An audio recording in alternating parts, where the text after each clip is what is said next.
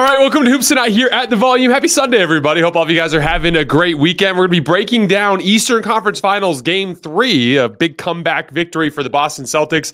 I've got 21 clips of film that we're going to go over to break that game down. You guys know the drill. Before we get started, subscribe to the Hoops Tonight YouTube channel so you don't miss any more of our videos. Follow me on Twitter at _JasonLT so you guys don't miss show announcements. Don't forget about our podcast feed, wherever you get your podcasts under Hoops Tonight. And then keep dropping mailbag questions in the YouTube comments so we can keep getting them throughout the rest of the postseason. One other thing, so it looks like our show with Colin is actually getting delayed until tomorrow night because of some travel stuff. So like tonight, we're going to just be doing a normal Hoops Tonight instant reaction after Game 3 of Wolves Mavs, and then tomorrow after the Celtics Pacers game, we're going to be going with Colin. On that note, let's talk some basketball. So obviously, with Tyrese Halliburton being out, the series is over. That's not exactly a hot take, but that said, it's a desperate team, right?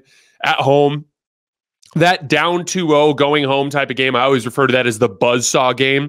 It's like the hardest playoff game to win as a favorite, right? Like you don't have any urgency because you're up 2-0 in the series and you clearly don't feel very threatened. You're going on the road. The other team's playing like they've got nothing to lose. The home crowd's behind them, especially a young team like Indiana that has a lot of team speed. You have to match that speed with your effort, your physical exertion, which is like the number one thing that can get put on the back burner as soon as you stop feeling urgency, right? And then Andrew Nembhard in particular, and he picked the Celtics apart for various stretches of this game, right? Andrew Nembhard is a really good guard. I remember I did a video last year. Those of you guys who remember, there was a game where I want to say that I think it was last year. It might have been the year before, but I'm pretty sure it was last year, where the Pacers went on the road into Golden State and won a game. And in that game, Andrew Nembhard ran something like, I can't remember the exact numbers, but he ran something like 35 pick and rolls. And on those 35 pick and rolls, the Pacers scored like 52 points. And I broke down all the different ways that Andrew Nembhard can cause problems for teams, especially when they're in some sort of like traditional type of pick and roll coverage. He's a guy that can hit pull-up threes, he can hit pull-up twos, he can hit floaters, he can get to the rim, and he can make the passing reads out of it, right? And like that's kind of a lot of that is the nature of the modern NBA. We just have a lot of talent, and so there are guys that are in lower roles or smaller roles on some of these teams that are capable of burning you when you're not matching that intensity, right? And obviously throughout this game, there were stretches where Boston was not matching that intensity as they fell down big, but they were able to come back and get it late. Jayson Tatum was picking the Pacers apart with a basic kind of pick and pop to beat their drop coverage to get Al Horford wide open threes. We're going to get into that a little bit. Jrue Holiday just made multiple unbelievable defensive plays down the stretch of the game that got the key stops they needed against Indiana. Jayson Tatum hit a big three. Jrue Holiday had a big driving and one against Pascal Siakam. And the Celtics got out of there with a win. We're going to get into the film. I'm going to break the film session into 3 parts. I want to go into the late game sequence. TJ McConnell hit a corner 3 in the right corner to put the Pacers up 8 with 3 minutes left. We're going to go over that 3-minute stretch and just how the Celtics came back and won the game. Then I want to dig a little bit into a couple of things with Jayson Tatum, specifically some of the bully ball he played against Aaron Nesmith, and then also some of the stuff he was doing to get Al Horford wide open looks. We'll break that down in some detail. And then at the end, I want to just do a little bit of a shout out to Derek White. Derek White had 4 blocks in this game, and literally every single one of them was absurd. And this is becoming a trend with Derek White where it's like, it's not just that he's getting blocks. He's getting blocks on plays that are just bizarre in the sense that you just don't see this type of positional player get these types of deflections and blocks in these types of high leverage situations. It was unbelievable. We're going to get into all of that. Without any further ado, let's start with the late game sequence. All right. So to start things off, TJ McConnell hits a 3, right? That puts the Pacers up by 8 with under 3 minutes left. We get a sequence here where both teams botch the exact same coverage and we trade layups. So very simply, as you can see here, TJ McConnell's guarding Derek White, Pascal Siakam's guarding Jrue Holiday, right? So we're going to get a little brush screen and we're going to switch, right? So now TJ McConnell is on Jrue Holiday and Pascal Siakam is on Derek White. So then they're going to go back and run a dribble handoff. It's basically, it should be the exact same interchange, right? You just did it, right? Little brush screen, you switched, right? Got a dribble handoff. Instead of switching it, Pascal Siakam lunges forward. TJ McConnell's expecting a switch. Drew Holiday slips behind and gets an easy layup on the back line. And you're like, okay, clearly just a very simple defensive breakdown there. But they go to the other end, and then the Pacers do the exact same thing. TJ McConnell's dribbling up the floor. Drew Holiday's guarding Pascal Siakam. Derek White is guarding TJ McConnell. This should just be a switch. But Derek tries to go under. Now, again, I don't think this one was a miscommunication. I just think this was the wrong coverage for this situation. Derek White can hold up on switches. We've seen him do it before. He blocked Miles Turner on a fadeaway jumper earlier in the game. But like, this is one of those things where if you just switch this, you could shut off the driving angle. And if Pascal Siakam does try to attack Derek White in the post, you can handle that as a team. But instead, they don't switch. Derek tries to go under, but he can't meet him on the other side. And TJ McConnell gets a layup. This next possession, again, Jaylen Brown was one of the best post fadeaway shooters in the league this year, but I found this to be incredibly impressive because of the matchup.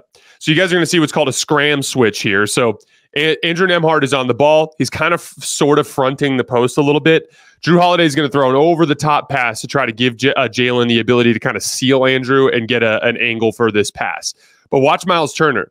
He is now, as the pass is in the air, switching. This is called a scram switch. So boom, switch. Andrew Nembhard leaves and he gets out of the situation. And now it's Jaylen Brown posting Miles Turner. Now, what's crazy about this is most people would be like, okay, not the right matchup, not the guy to go at in the post. Let's kick this out and let's see if we can find something better. But this is the first of 2 times down the stretch of this game where smaller Boston perimeter players just went to work in the post against bigger Indiana Pacer forwards and got buckets. And Jaylen Brown just goes to a little spin move here and then just a lean back jumper and knocks it down over the top of Miles Turner. Very, very impressive shot making from Jaylen Brown. Very good defense here from the Celtics as they finally get a stop. It's going to start with a post up of Pascal Siakam on a switch. As I mentioned earlier, this is the exact same switch I was calling for earlier, right? You get Derek White switched onto Pascal Siakam. They're going to go attack him in the post. But as I mentioned on that last clip, you can handle that as a team. And the Celtics do a very good job of that here. So fronting the post, they're going to swing the ball around. A little swim move from Siakam gets inside, gets positioned to catch the ball, right? Here comes the double. But on the double, there's poor spacing because TJ McConnell's not super aggressive from above the break, at least. He kind of cuts through. They're able to rotate out of it. As soon as Drew Holiday, this is the other piece of it too, Drew Holiday likes this matchup. So essentially, once Drew gets into the picture and he dribbles away and he's no longer a threat, Derek White realizes there's no reason for him to hang out there anymore. He recovers. Now the advantage is gone. Go to the other end. Nembhard drives into the lane. We get a nice help possession from Drew Holiday. Drew Holiday had so many of these like savvy kind of peel-off help situations down the stretch of this game. We get a much better closeout to TJ McConnell here. Remember, TJ just hit a 3 from this exact same spot 2 possessions earlier. We get a good closeout from Derek White. He chases him off the line. Miles Turner ends up being the release valve here, right around the top of the key. And then Al Horford, nice contest on that fall-away jumper. The Celtics finally get a stop. Go down to the other end.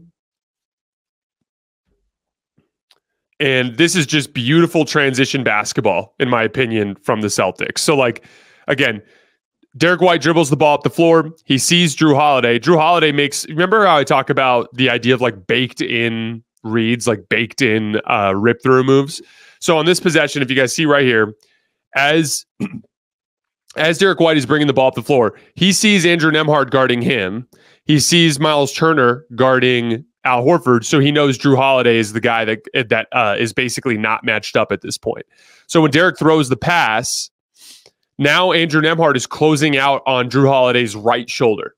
So Drew Holiday, in just a simple read and react basketball play that's been programmed into him since he was probably a little kid, rips through to the left because that's the easy read that's available, right? So now he has a driving angle. As soon as he rips through to the left, that's going to pull Siakam into help, right?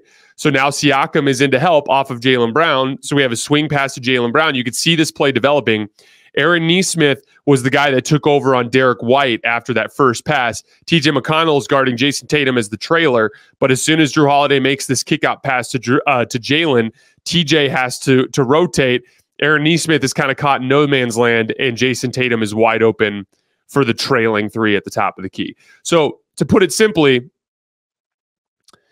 a very simple and basic decision from Derek White. Oh, no one's matched up with Drew. Drew Holiday I'm going to take this baked-in rip-through move to the left. Draws in help, extra pass, wide open three. That's just textbook transition basketball. Tatum knocks it down. Tatum was unbelievable in this game. We're going to get into that in more detail here in a little bit. We're this close to crowning a new NBA champ, and with the action heating up on the court, it's even hotter at DraftKings Sportsbook, an official sports betting partner of the NBA. There's only so many games left, and DraftKings Sportsbook has you covered with same-game parlays, live betting, odds boosts, and so much more. Don't miss out, or you'll have to wait until next NBA season to place your bets. It's super easy for first-timers to get started. Try betting on something simple, like picking a team to win. Go to the DraftKings Sportsbook app, select your squad, and place your first bet. It's that simple. The championship odds right now, as we head into the conference finals, according to DraftKings, Boston's at -150, the Timberwolves at +275, the Mavericks at +500, and the Indiana Pacers, a long shot, at +2500. New to DraftKings, listen up. New customers can get a no-sweat bet up to $1,500. Just deposit at least $5, and you'll get a bonus bet back equal to your first bet if it doesn't hit. Download the DraftKings Sportsbook app now and use code HOOPS. That's HOOPS. That's code HOOPS for new customers to get a no-sweat bet up to $1,500 if your first bet doesn't hit. Only on DraftKings. The crown is yours. So I didn't put this clip in there, but on the next Pacers possession, Andrew Nembhard drew a foul on a drive in a ball screen, got into the lane, just kind of tried to split the gap between a couple of guys. Celtics ripped down, and they got a foul. So it's 111 to 106 now. Here is the last of many Al Horford threes that Jayson Tatum developed out of basically a pick and pop. Now, one of the concepts that I talked about when I've talked about this a lot over the course of the season, but the concept of a drop coverage is similar off the ball as it is on the ball. So imagine if Jayson Tatum had the basketball here and Al Horford set a ball screen and Tatum dribbled off of this. It would effectively be the exact same coverage as it looks here with a wide pin down and with the ball up here being delivered to Tatum. So as Tatum comes off this pin down, we have Aaron Nesmith in trailing position, right? And as Aaron Nesmith is in trailing position, Miles Turner is in help. Tatum gets an angle on Nesmith, and Turner gets pulled into the lane. Tatum has been seeing the same read all game long, and he throws this whip back pass to Al Horford in the corner. Just beautiful. Look at how accurate that pass is, too. Just no disruption of rhythm, cleanly into his hands. Again, that's one of the most underrated elements of passing. It's one thing to make the reads. You got to actually hit the dude in the shooting pocket to make it so that it's easy for him to maintain his rhythm in those situations. But again, coming back to the coverage here for a second, this is just a basic drop coverage concept. All that's happening is Nesmith is chasing and Turner's helping to corral in the lane, right? And probably a bad decision in the drop from Turner, but that is basically the coverage. And we're going to get into some more examples of that when we start digging into Tatum's game individually. But now we're at 111, 109. Let's see. This was a really, really impressive recovery step from Jayson Tatum. We're going to back up a little bit. So basically what happened on this possession, as you can see, there's only 4.5 seconds left. So we're skipping the first chunk of the possession. But there was some ball pressure up front. I'm pretty sure it was Tatum and Brown together. There was some ball pressure up front, and the ball got kicked way into the backcourt here, and Andrew Nembhard had to run back and grab it. So when Andrew Nembhard ran back and grabbed it, he only had a few seconds to basically put his foot on the gas and try to make something happen.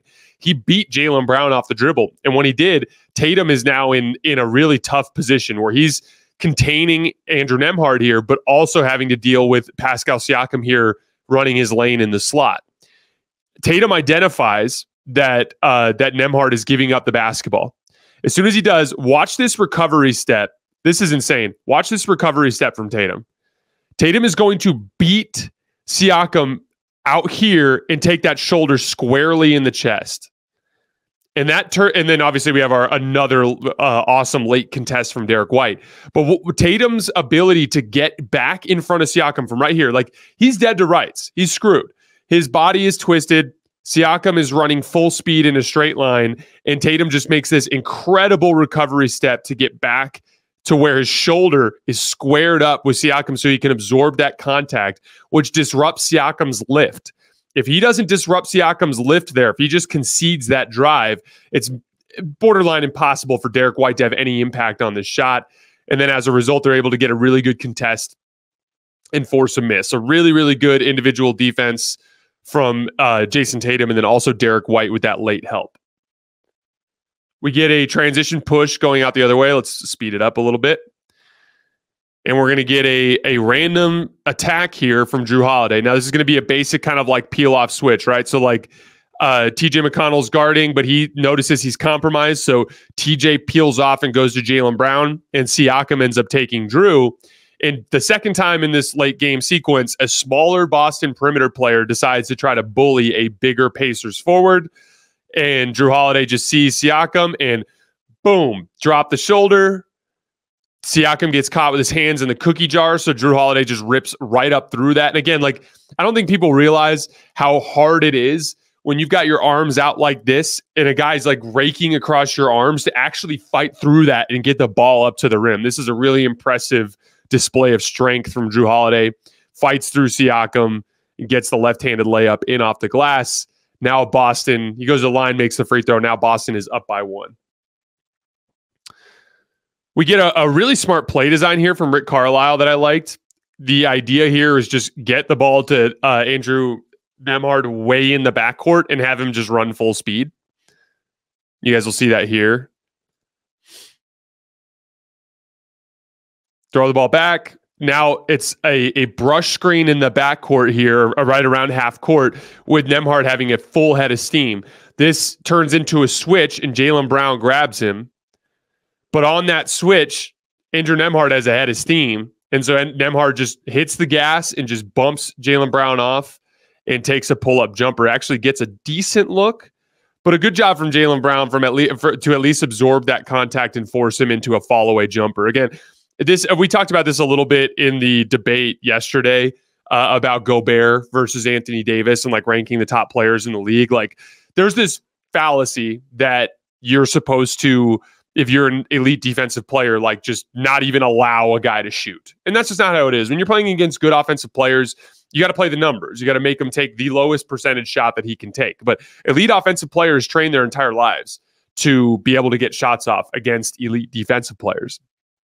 And again, like in this situation, just like Gobert's job up to in that final possession is like, just make him drive. Like it's the one a job you have. In a situation like this, where a two-pointer can beat you, the only job you have is make him take a tough fall-away jumper. That's literally what it is, right? Make him take a tough fall-away jumper. And Jaylen Brown in this situation, in an aggressive downhill spot from Andrew Nembhard, is able to get his chest squared up with Nembhard's shoulder, absorb the contact, and force him to take a tough fall-away jumper, and he misses it. But I do like the play design from Rick Carlisle, at least to just try to get him going downhill. Alrighty, so this is these are the two unbelievable defensive plays from Jrue Holiday down the stretch of the game. So we have Tatum in a late clock situation, trying to ice the game, gets downhill into the lane and is challenging Turner and Siakam at the rim and smokes a left-handed layup. Decent look, just really, really tough to control your body going that speed downhill, especially against a contest, right? But 9 seconds left. This is like trouble, right? Because this is a broken play situation. Your defense is not going to be set. It's Tatum and Siakam are out of the play. So it's basically like a 4-on-4 going the other way. This is absolute chaos. This is terrifying, right? If you're a defense. But watch Jrue Holiday. First of all, look at the sprinting as he sprints to get back in front of the play and just make Nembhard change direction. Then this is the leg strength piece. So again, watch this, and I want you guys to watch this in full speed first, and then we'll go back through it. So look at the sprint from Jrue Holiday. Get in there, cut him off, and then to recover, and then to cut him off a second time and force the turnover. But now we're going to slow it down. He's sprinting to cut him off, but again, Nembhard shoulders him just like he did with Jaylen Brown. Watch how quickly Jrue Holiday can regain his base And then as Nembhard crosses over, he beats him cleanly, like actually cuts him off going this way. And again, when you do that, this causes Nembhard to lose his balance. And when he loses his balance, he can't protect the basketball. Can't protect the basketball. Jrue Holiday gets in there and gets a steal. This is an unbelievable defensive play. Like literally turned what was a chaotic transition situation that could have ended in disaster into a turnover going the opposite way. He gets fouled. He makes both free throws. Now we're going to go to this last possession. Another really interesting play design, set up like a football set with a bunch of guys running streak routes down the floor here. But watch Jrue Holiday. Jrue Holiday's on Miles Turner. Derek White is on, was that Doug McDermott? Yeah. And then we have Aaron Nesmith being guarded by Jaylen Brown, right? But they kind of cross into each other. So Nesmith ends up coming up the right side of the floor. But Jaylen Brown gets caught. See, it's kind of like a pick play in football, right? McDermott sets like basically a moving screen effectively on Jaylen Brown. And Aaron Nesmith then breaks free up along this right sideline. Look at Jrue Holiday. Jrue Holiday has a job here. He's on Miles Turner. He's not even involved in this action, right? But Jrue Holiday sees the play developing and goes, oh shit, like Aaron Nesmith's going to get open. And a two doesn't hurt you. Miles Turner is now inside the three-point line. So this is a great read. And then watch Jrue Holiday sprint back into the play and get a contest on Aaron Nesmith on that final shot in the corner. Just really, really impressive individual defense from Jrue Holiday. Between those two plays in the game winner, just unbelievable winning plays from a champion in Jrue Holiday. All right, we're going to take a look at, I have 7 clips to kind of go over some stuff with Jayson Tatum's performance. So one of the things that I thought was big time in this game, Tatum made a lot of tough shots in this game. This was one of those games like Jayson Tatum settles for a ton of tough shots, as we know. And this just happened to be one of those games where he was making them and he was cooking everybody. He had to pull up 3 and drop coverage to start the game. He was hitting his one leg fadeaway, his jab step jumper. He had all of the tough shot making piece of his game going. But one of the things that I thought was fascinating is this is a matchup with Aaron Nesmith, where Aaron Nesmith, as for the most part, at least contained Jayson Tatum in the sense that he forces him to take pull-up jumpers. And there were 2 possessions in this game where Tatum just blew right through him like it wasn't even there. This was really impressive. Again, straight ISO. Watch Tatum make the aggressive move. And then, again, I've always said this about Tatum. I think his best physical trait is his size and strength. That's his best advantage. Watch how he just gets that little bit of an angle on Nesmith and then just is strong with the basketball, uses that off arm, creates space, gets up strong at the rim and finishes cleanly plus the foul. He's been doing this lately too, where like he'll get a finish like that and then he'll slap the bicep. Again, I remember when I first did my first major stretch of weight training. It was between my first and second season in college. I broke my foot. And so I got in the weight room all summer long and I put on like 20 pounds of muscle, which ended up being really helpful because I had to guard a lot of big players when I was in JUCO. And like one of the things that I remember vividly is like you gain confidence from strength. It's hard to explain, but like when you're on the court and you know you're bigger and stronger than the people that are guarding you, it becomes like a thing where every time you make a cut and a guy puts his hand on you and tries to hold you, you're like, get the hell off me. You could just rip through him. You just feel it's like it just kind of like pumps you full of just confidence. And I think that it's been really cool to see Jayson Tatum over the last few years go from being a player that was more of a finesse kind of perimeter, pull-up shooter / driver into a guy that like has a real power element to his game. And like, again, I think the more that he leans into that in the next 5 years, the better it's going to be. Here's the exact same thing on the other end of the floor in the mid-third quarter.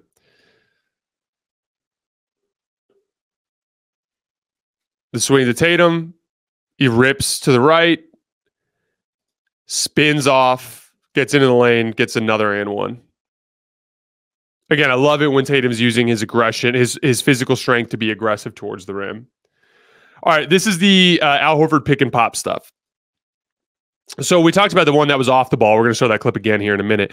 But this is what it looks like as an on-ball type of screen situation. So Tatum has the ball. This is a dribble handoff from Al Horford, right? So the dribble handoff effectively operates as the ball screen. We're now in a traditional coverage, right? Tatum is driving past Aaron Nesmith in the coverage. Miles Turner is in help. pitch back to Al Horford at the top of the key, wide open three.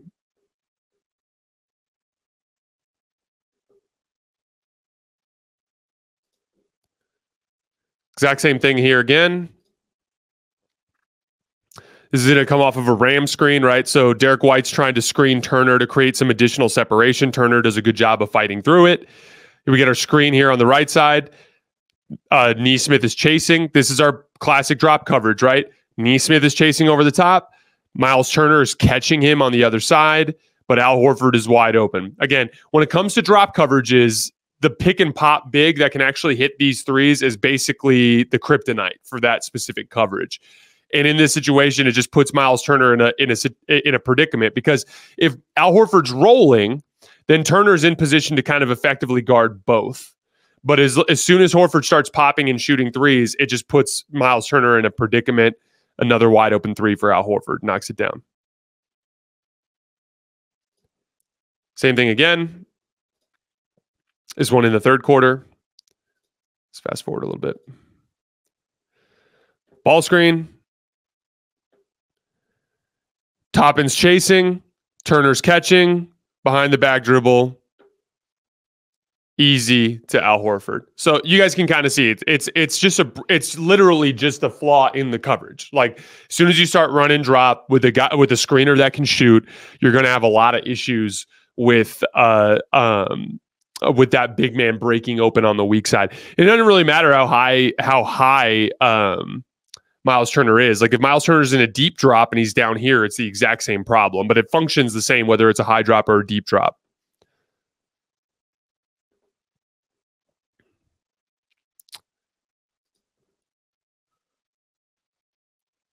So if you're having trouble with that coverage, why don't you try switching?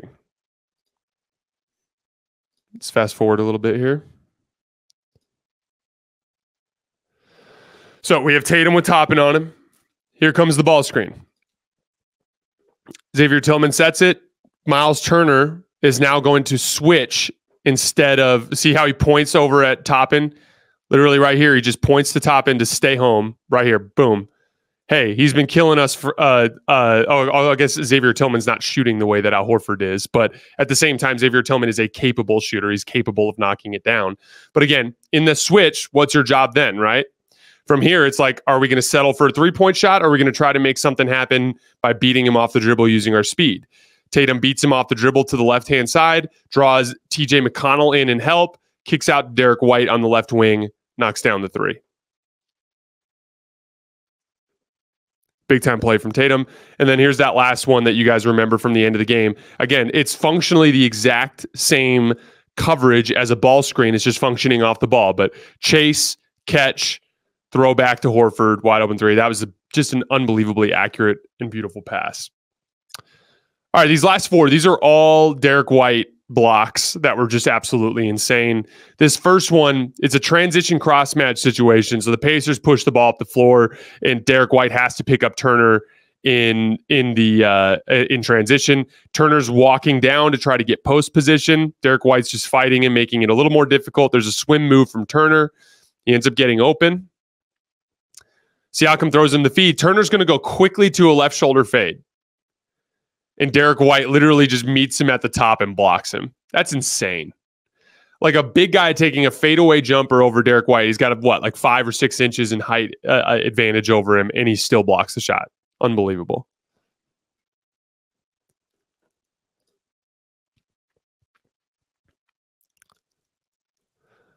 This is another one of those ones, kind of like the late game play from Jrue Holiday, where Derek White's not even really involved in the play, but he just makes a late decision off of a shooter too. So again, they're in a curl here. Ben Shepherd's curling over the top. Jrue Holiday is in help. Sam Hauser's chasing over the top. As Ben Shepherd gets downhill, he fakes Jrue Holiday out, right? Derek White here is technically like he's guarding a shooter in the opposite corner. Sam Hauser's on Miles Turner. Derek White just reads the play and decides. This is kind of like it's a concept that I refer to as like defensive playmaking, which is like, it's very read and react based. It usually involves some form of gamble, right? Because like if Ben Shepherd reads this and throws a kick out pass to McDermott in the corner, you end up giving up a three, right? So like usually it's a little bit of a gamble, but some guys just have good instincts for it. and like it can literally change games, right? Derek White comes flying in here at the end. Watch this. Just out of nowhere, just identifies that his teammate was compromised, comes flying in at the end and blocks the shot. That's an insane defensive play from Derek White.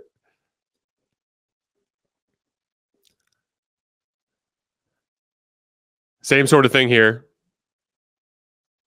I'm going to pick and switch. TJ McConnell now has Horford on him.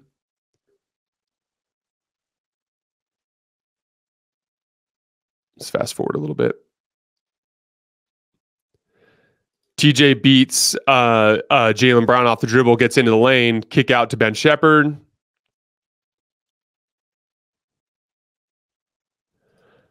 This is this is so absurd. Look at when TJ makes this drive. Look at where Derek White is. Derek White's underneath the basket. Derek White's underneath the basket. The pass is in the air. The pass has already been thrown. At the time the pass leaves the hand, boom. He's underneath the basket. And Ben Shepherd is open in the corner, and he blocks this three-point shot. That is unbelievable defense. And then one more time for good measure. This is very similar to the second one, a peel-off switch. So he's chasing Andrew Nembhard. Xavier Tillman's recovering, but Xavier Tillman at least makes Miles Turner pivot. And as soon as he pivots, Derek White comes flying in and gets the block. Again, it's an instinct piece. It's very similar. If you guys remember, the same kind of pivot is what Drew Holiday got beat on. But in this case, Xavier Tillman did his job. He made it so that Miles Turner couldn't go straight up with it. And that bought Derek White an opportunity to make an extra defensive play, and he gets back into the play and blocks it. Derek White, again, like when you actually look at what he makes, he's probably one of the most discount contracts in the league, considering what he provides defensively. But I thought all four of those plays were amazing. Again, the Drew Holiday defensive plays late. Jayson Tatum, another one of his better games of this postseason run. Nice little comeback win from Boston. Again, this series is over. There's just no way Indiana can compete talent-wise without Tyrese Halliburton. But I thought that was an impressive comeback win with just an example of just the sheer level of talent and playmaking ability on both ends of the floor that Boston has. All right, guys, that is all I have for today. We're going to be back later tonight. I'm not sure if we're going live or if it's going to just be on YouTube, so keep an eye on my feed. I'll let you guys know. But we're going to be going after tonight's Game 3 between Minnesota and Dallas, and then we'll have a little film session on that on Monday morning, and then we'll be back on Monday night with Colin Cowherd after the final buzzer of Game 4, Celtics-Pacers.